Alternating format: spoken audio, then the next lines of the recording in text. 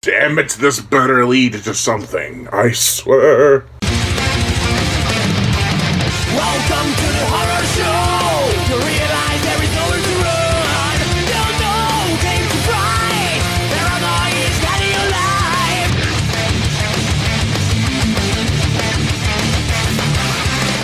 The Cloverfield Paradox. A movie that came out of the blue on Netflix and surprised everyone. And that's the only surprise you'll get with this movie. The plot.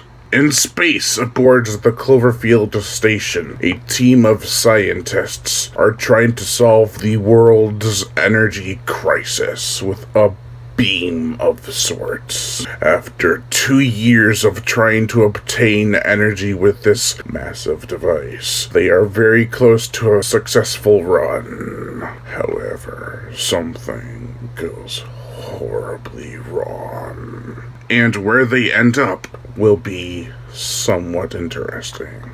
Now, I am no science buff by any stretch of the mind, but this movie did make it pretty easy to follow what was going on. However, everything that is not explained affects the film more overall. Much like 10 Cloverfield Lane, I don't want to spoil anything. Let us just say that after anything in this movie that is altering to the plot happens, good luck having it be explained. Things just happen without rhyme or reason other than it looks cool. And is kind of unique. Stupid, but unique. Things such as getting an arm sucked into a wall. Originally, the vessel contained 7 passengers. 7 soon turns to 8, however. And there really is no reason for why this particular astronaut ended up where she did, but it was cool looking, am I right? Unexplainable and or underdeveloped characters aside, the acting from everyone is pretty solid. No one felt like they were under or overacting, but instead they played it cool when the calm scenes were implemented and concerned when the intense scenes were showcased. Shockingly enough, this film cost around $26 to $45 million. I cannot find the exact budget.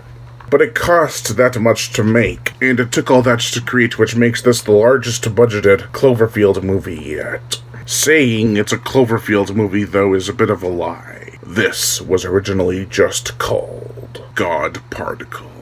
They pretty quickly added a shot or two to make it fit into the Cloverfield's universe, and sold bullshit. This worked in 10 Cloverfield Lane's case because that was actually a solid movie. This feels quite run-of-the-mill, though. Even with great acting, this film cannot compare to 10 Cloverfield Lane, simply because it is not strong enough to do so. It was a superb idea for a movie, having a trio of people stuck in a bunker with a possible madman. This is just Alien, Prometheus, and Alien Covenant, but with like half of the budget, and none of the creative ingenuity. Sure, some scenes are different, but they are either not wholly original, or are poorly explained. I'll give you a hint of how lazy the writing for the story and its characters are. There's a girl who speaks Japanese, but she can understand English, and they all have mutual understanding of 2 totally different dialects. Let's just move on. The gore, the effects. There are a couple of nasty scenes, but nothing to warrant it an R rating. This was released on Netflix, so it was not rated. In this film, the CGI is a mixed bag. Some shots are great, and dare I say breathtaking, while most shots are kind of glitchy and unconvincing enough to hold the weight of a shot like showing a spaceship hovering in space. Nothing too impressive. What is impressive, though, is the motion picture soundtrack.